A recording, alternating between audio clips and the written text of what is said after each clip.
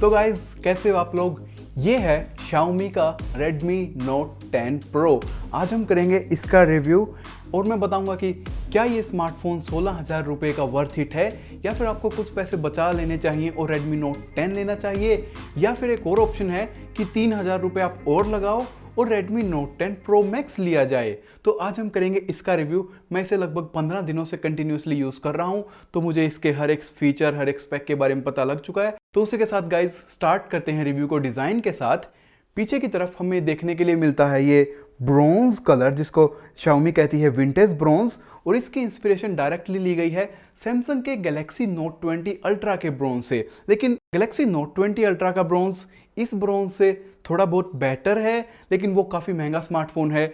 ये ब्रोंज की बजाय अगर आपको दिखे तो लाइक रोज गोल्ड वाली फील मुझे ज़्यादा आती है इसमें ब्रोंज से, लेकिन फिर भी काफ़ी अच्छा कलर है और मैट फिनिश है। सबसे अच्छी बात यह है तो स्क्रैचेस को काफ़ी अच्छे से हाइड करता है, फिंगरप्रिंट्स इतने अच्छे से दिखते नहीं हैं, और अगर फिंगरप्रिंट्स लग भी जाते हैं थोड़े बहुत तो इसको क्लीन करना काफ़ी ईजी होता है कंपेयर टू मिरर फिनिश वालों को। और ग्रिप भी काफ़ी अच्छी बनती है। मिरर फिनिश वाले स्मार्टफोन्स काफ़ी स्लिपरी होते हैं, तो ये मेरे हिसाब से एक अच्छा स्मार्टफोन कलर है।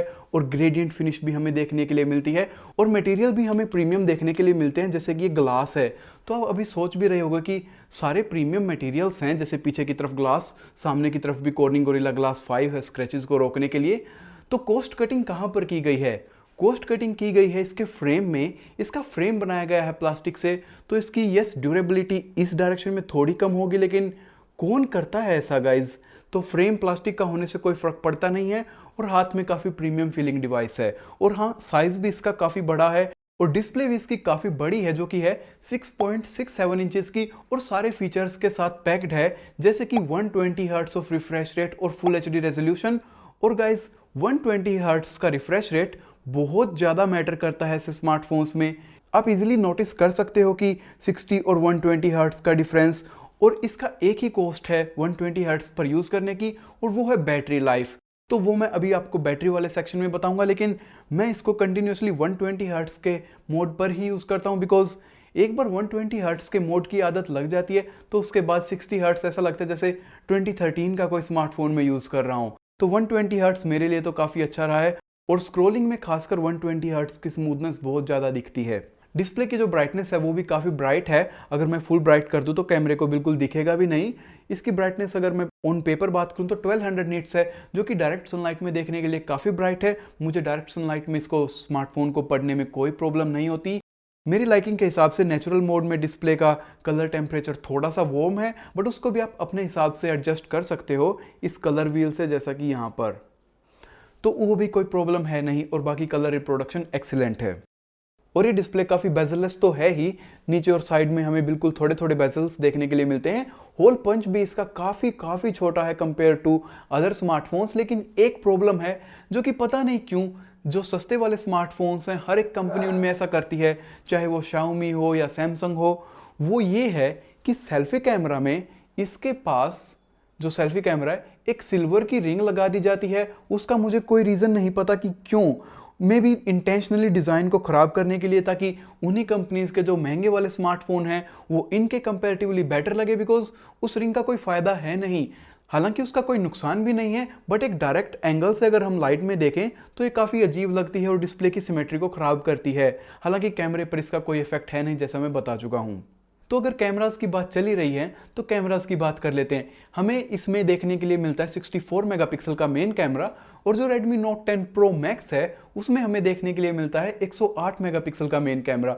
और ऑन पेपर तो guys 108 megapixel 64 megapixel industry leading लगते हैं, लेकिन इन रियलिटी ये इतने अच्छे नहीं हैं, और उसका एक मेन रीज़न है और वो है शैडो क्रशिंग। अगर सीन में शेडोज़ हैं तो ये स्मार्टफोन शेडोज़ को बिल्कुल क्रश कर देता है। शेडोज़ में बिल्कुल भी डिटेल्स बचती नहीं है, और ये हर सिंगल बार होता है जहाँ भी शेडोज़ दिखेगी वो क्रश्ड ही होगी। हालांकि हाइलाइट्स को ये अच्छे से मेंटेन कर पाता है। तो मेरा मानना ये है कि Xiaomi सॉफ्टवेयर अपडेट के साथ अगर शेडोज़ को थोड़ा लिफ्ट अप कर सके, मे बी हाईलाइट्स को थोड़ा कॉम्प्रोमाइज़ करे, बट शेडोज़ को लिफ्ट अप करना जरूरी है, तो ये कैमरा काफ़ी अच्छा हो सकता है। लेकिन हाल फिलहाल जिस हिसाब से ये शेडो में परफॉर्म करता है, मेरे हिसाब से ये B+ कैमरा है फॉर दी प्राइस। लेकिन अगर सीन में काफ़ी सारी लाइट है और शेडोज एरिया इतने नहीं है तो स्मार्टफोन काफ़ी अच्छी फोटोज ले सकता है। बट उसमें भी अगर हम जूम करें तो जितनी डिटेल 64 मेगापिक्सल के कैमरे से होनी चाहिए उतनी मैंने ऑब्जर्व नहीं की, और 68 मेगापिक्सल के मोड में और नॉर्मल मोड में इतना ज़्यादा कोई फ़र्क है नहीं। और सेम चीज़ गाइज नाइट मोड के साथ, नाइट मोड की पिक्चर में और विदाउट नाइट मोड की पिक्चर में मुझे बिल्कुल भी डिफरेंस नोटिस नहीं हुआ।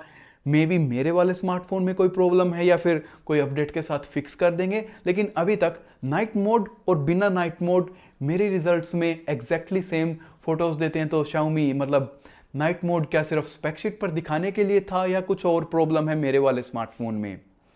उसके बाद आते हैं अल्ट्रा वाइड पर। तो गाइज सेम स्टोरी, अगर ब्राइट लाइट है तो आपको काफ़ी अच्छी पिक्स मिल जाती हैं, लेकिन जैसे ही लाइट कम होने लगती है अल्ट्रा वाइड बिल्कुल यूजलेस होना स्टार्ट हो जाता है, स्पेशली उसकी colour reproduction compare to main sensor. जैसे ही हम अल्ट्रा वाइड पर स्विच होते हैं तो आपको इमीडिएटली नोटिस होता है कि कैमरा की कलर रिप्रोडक्शन एकदम इस लेवल से इस लेवल पर आ जाती है जैसे ही स्मार्टफोन नॉर्मल कैमरा से अल्ट्रा वाइड पर स्विच होता है, और ये भी मोस्टली आपको नोटिसेबल होगा लो लाइट सिनेरियोज में। उसके बाद हमें दो और कैमरास देखने के लिए मिलता है, जिनमें से एक है मैक्रो, जो कि काफ़ी ठीक फोटोज ले लेता है अगर आप मैक्रो फोटोग्राफी करते हैं, लेकिन उसके लिए भी गाइज ढेर सारी लाइट चाहिए बेस्ट रिजल्ट्स के लिए, लेकिन ठीक ठाक है मैक्रो कैमरा, इतना खराब नहीं है जितना और स्मार्टफोन्स में है। और उसके बाद है लास्ट कैमरा जो कि है डेप्थ लेंस, पोर्ट्रेट मोड में इसका यूज़ होता है और रिजल्ट्स आपके सामने हैं। हिट और मिस है, एज डिटेक्शन ठीक ठाक ही है और ब्लर भी काफ़ी ठीक ठाक ही है। तो डेप्थ सेंसर अपना काम कर रहा है, लेकिन अगर डेप्थ सेंसर या मैक्रो की जगह हमें एक प्रॉपर टेलीफोटो देखने के लिए मिलता 3x या 5x जूम का, तो वो मेरे हिसाब से बेटर यूज ऑफ मनी होता। और गाइस इसी के साथ बात करते हैं दोबारा से Redmi Note 10 Pro Max की। तो उसमें एक इकलौता फर्क Redmi Note 10 Pro से वो ये है, इसमें मेन कैमरा जो है वो 108 मेगापिक्सल का है, जबकि इसमें 64 मेगापिक्सल का है। उस एक कैमरा के लिए आपको ऑलमोस्ट 3,000 रुपये फालतू देने पड़ते हैं, जो कि मेरे हिसाब से सेंसेबल ऑप्शन नहीं है, क्योंकि उस एक कैमरा के अलावा बाकी के चारों कैमरास और हर एक सिंगल स्पेक एग्जैक्टली सेम है। तो सिर्फ एक कैमरा के लिए 3,000 रुपये देना मेरे हिसाब से कोई ठीक बात नहीं है। हालांकि मैंने उसको पर्सनली टेस्ट नहीं किया, लेकिन अगर वो सपोज इससे 10% 20% बेटर पिक्स देता भी है तो सिर्फ उस एक फीचर के लिए 3,000 रुपये वर्थ इट नहीं होंगे। और ये कैमरा भी खराब पिक्स नहीं लेता, बस शेडो परफॉर्मेंस को थोड़ा सा इन्हांस करने की जरूरत है। स्मार्टफोन पैक्ड है 5020 mAh की बैटरी के साथ, जो कि मेरी टेस्टिंग में एक दिन इजीली निकाल देती है। लेकिन फिर भी अगर आपको चार्ज करने की जरूरत पड़ती है तो इस स्मार्टफोन के साथ आपको फ्री में मिलता है 33 वोट का चार्जर, जो कि Xiaomi के अकॉर्डिंग 55 के अराउंड बैटरी कर देगा 30 मिनट्स के अंदर। तो ये काफ़ी अच्छी बात है कि स्मार्टफोन के साथ हमें फ्री में मिलता है, क्योंकि महंगे वाले स्मार्टफोन्स जो हैं एप्पल सैमसंग वो हमें नहीं देते हैं स्मार्टफोन के साथ चार्जर भी फ्री।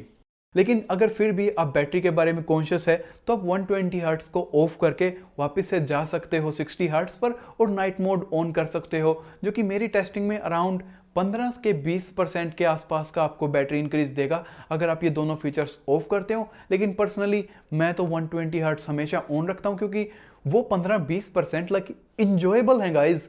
आपको 60 हर्ट्स में उतना मज़ा नहीं आएगा जितना 120 हर्ट्स में आएगा, और इजीली एक दिन तो निकल ही जाता है। तो रात को चार्ज करो और सुबह दोबारा से 120 हर्ट्स पर ही मैं यूज़ करता हूँ। और इस स्मार्टफोन की टेस्टिंग के दौरान गाइज मैं 4-5 दिन बीमार भी रह गया था, और बैटरी स्टेट से पता चला उस टाइम की अगर आप यूज़ ना करो तो इजीली 100 आवर्स का स्टैंड बाय टाइम है 100% टू 0% बैटरी के बीच में।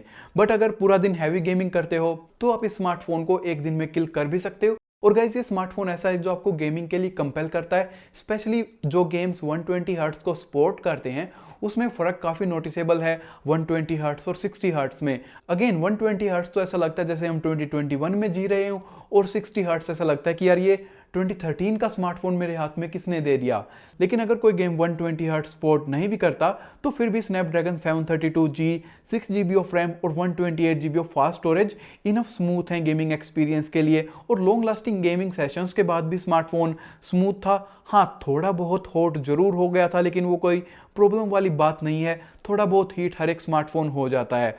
और गेमिंग के लिए एक गेम मोड भी है जो कि नोटिफिकेशंस को ब्लॉक कर देता है और परफॉर्मेंस बूस्ट करता है। बट सबसे ज़्यादा इंप्रेस्ड मैं हूँ हेडफोन जैक से गाइज। ऑलमोस्ट 2-3 साल के बाद मुझे कोई स्मार्टफोन मिला है जिसमें हेडफोन जैक है। और अगर आप प्रो गेमर हो तो आपको एक चीज़ तो ज़रूर पता होगी कि गेमर्स को वायर्ड हेडफोन काफ़ी पसंद होते हैं, और जो लेटेंसी होती है वायरलेस की वो हमारे लिए क्रिप्टोनाइट होता है।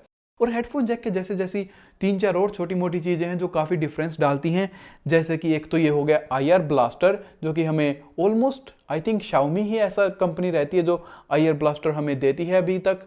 डुअल स्पीकर्स हैं और इक्वल साउंड है टॉप और बॉटम स्पीकर की, तो स्टीरियो इफेक्ट काफ़ी अच्छा है। और उसके बाद एक और चीज़ वो है साइड माउंटेड फिंगरप्रिंट स्कैनर। मुझे नहीं पता कंपनीज क्या सोच के इन डिस्प्ले फिंगरप्रिंट स्कैनर देती हैं, खासकर सस्ते स्मार्टफोन्स में जो कि इतना अच्छा होता भी नहीं, तो आप ऐसे ऐसे करते रहते हो, स्मार्टफोन अनलॉक होता नहीं 4-5 बार में। क्यों ना साइड माउंटेड फिंगरप्रिंट स्कैनर दे दिया जाए। पावर बटन वैसे भी दबाना पड़ता ही है, तो जैसे ही आप पावर बटन दबाओ हर बार अनलॉक होता है। और इसकी एक्यूरेसी भी, यानी कि मेरे पास ये गैलेक्सी नोट 10 प्लस है और इसका जो इन डिस्प्ले फिंगरप्रिंट स्कैनर है इससे भी एक्यूरेसी इसकी काफ़ी बेटर है। और एक और स्मार्टफोन जैसे ये है इन डिस्प्ले फिंगरप्रिंट स्कैनर वाला LG विंग, इससे भी बेटर एक्यूरेसी है उसके Redmi Note 10 Pro के फिंगरप्रिंट स्कैनर की। तो आई होप कि हर एक कंपनी पावर बटन में ही फिंगरप्रिंट स्कैनर दे। और गाइस जैसे मैं अभी आपको ये LG विंग दिखाया था, इसका रिव्यू मैं भी बहुत जल्दी करने वाला हूँ, तो इसके लिए चैनल को सब्सक्राइब करना बिल्कुल ना भूलें। ये अभी 2 दिन पहले ही डिलीवर हुआ है, इसकी अनबॉक्सिंग आपको 1-2 दिन में मिल जाएगी और रिव्यू नेक्स्ट वीक इसका आपको जरूर मिलेगा, तो सब्सक्राइब करना बिल्कुल ना भूलें। और कुछ एक और फिंगरप्रिंट स्कैनर के जैसी ही चीज़ें जो स्पेक शीट पर यूजुअली मेंशन नहीं होती, लेकिन उससे डेली एक्सपीरियंस को काफ़ी फ़र्क पड़ता है। और जैसे कि उनमें है माइक्रो SD कार्ड स्लॉट, ये हाइब्रिड नहीं है, आप 2 सिम और माइक्रो SD कार्ड एक ही टाइम पर डाल सकते हो। और वाइब्रेशन मोटर गाइज इस स्मार्टफोन में हमें देखने के लिए मिलते हैं Z एक्सिस वाइब्रेशन मोटर, जो कि Xiaomi की प्रोमोशनल टर्म है, लेकिन बेसिकली कहने का मतलब ये है कि प्राइस के हिसाब से काफ़ी अच्छी वाइब्रेशन मोटर है। और यूजुअली इस प्राइस के स्मार्टफोन्स की वाइब्रेशन मोटर बस करती रहती हैं, लेकिन इस स्मार्टफोन की वाइब्रेशन मोटर उससे काफ़ी बेटर है। अगर मैं आपको वाइब्रेशन सुना नहीं सकता लेकिन अपनी फील बता दूं, तो जैसे कि हम UI से इंटरफेस करते हैं, कुछ भी करते हैं, तो मुझे काफ़ी अच्छा वाइब्रेशन फीडबैक मिल रहा है। तो मैं स्मार्टफोन की वाइब्रेशन मोटर से भी काफ़ी इंप्रेस्ड हूँ। और इंप्रेस्ड की बात करें तो बटन्स भी छोटी मोटी चीज़ें हैं कि बटन्स कितने क्लिकी हैं, लेकिन इसका डेली एक्सपीरियंस पर काफ़ी फ़र्क पड़ता है। तो गाइज ये था Xiaomi Redmi Note 10 Pro का रिव्यू। नाउ क्या आपको ये लेना चाहिए स्मार्टफोन? तो मेरा आंसर होगा यस, बिल्कुल। और ये स्मार्टफोन मेरे ओपिनियन में Redmi Note 10 Pro Max से बेटर वैल्यू फॉर मनी है। 3,000 रुपये सिर्फ एक कैमरा के लिए लगाने में समझदारी नहीं है। अगर आपका बजट खाली Redmi Note 10 का है तो फिर भी मैं सजेस्ट करूंगा कि आप 2-3 हज़ार रुपये फालतू लगाकर Redmi Note 10 Pro लीजिए, क्योंकि इसमें आपको देखने के लिए मिलता है एक better camera, better processor, better display, जो कि मे बी आज आपको डिफरेंस नहीं दिखेगा, लेकिन स्पेशली प्रोसेसर का डिफरेंस आपको 1 या 2 या 3 साल के बाद जरूर नोटिसेबल होगा। बिकॉज 732G कंपेयर टू उसमें क्या है 638 समथिंग लाइक दैट, तो उससे 732G काफ़ी बेटर प्रोसेसर है। तो मैं आपको कहूँगा कि Redmi Note 10 Pro ही लीजिए। ये इस स्मार्टफोन की लाइनअप में जो Redmi Note 10 है, Note 10 Pro है और Note 10 Pro Max है, तो Note 10, वाह ये तो गलत फिंगर हो गई तो यार Note 10 Pro बेस्ट स्मार्टफोन है इस लाइनअप का। तो गाइज मुझे बताना अपने थॉट्स कमेंट्स में कि आपको Redmi Note 10 Pro कैसा लगा, या इस लाइनअप में से आप कौन सा स्मार्टफोन लेना चाहोगे, Redmi Note 10, Note 10 Pro या Pro Max, या फिर किसी और कंपनी का स्मार्टफोन जो इस रेंज में इससे बेटर है। आप मुझे कमेंट्स में बताना, मैं ट्राई करूंगा कि उसका भी रिव्यू करूं। गाइज वीडियो को लाइक जरूर कर दें, और जैसा कि मैंने बताया LG विंग का रिव्यू अभी कुछ दिनों में आने वाला है, तो उसके लिए चैनल को सब्सक्राइब बिल्कुल करें। और इसी के साथ guys see you next time.